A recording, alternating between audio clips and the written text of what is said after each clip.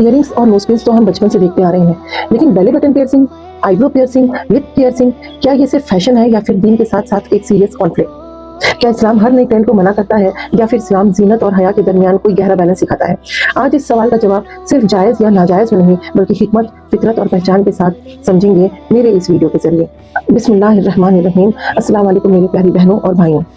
आज के दौर में हम एक ऐसी दुनिया में जी रहे हैं जहां फैशन सिर्फ कपड़ों तक महदूद नहीं रहा बल्कि जिस्म तक पहुंच चुका है।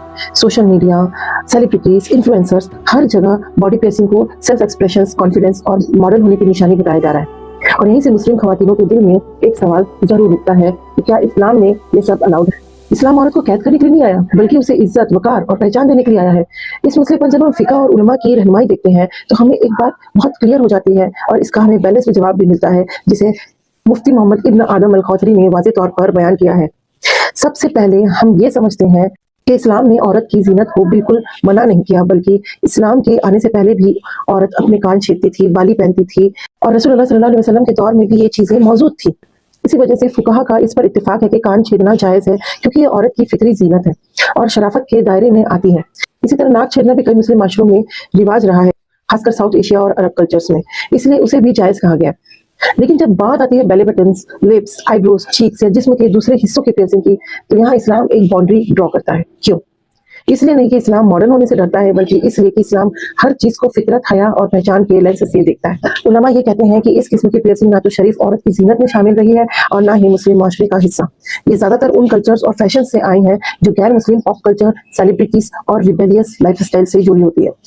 शरीयत में इसे तशब्बुह बिल कुफ्फार कहा जाता है, यानी ऐसी नकल जो सिर्फ जाहिरी नहीं बल्कि पहचान को भी भुला देती है। इस्लाम चाहता है कि मुस्लिम औरत अपनी अलग पहचान पर फख्र करे, ना कि दूसरों के ट्रेंड्स में अपनी आइडेंटिटी खो दे।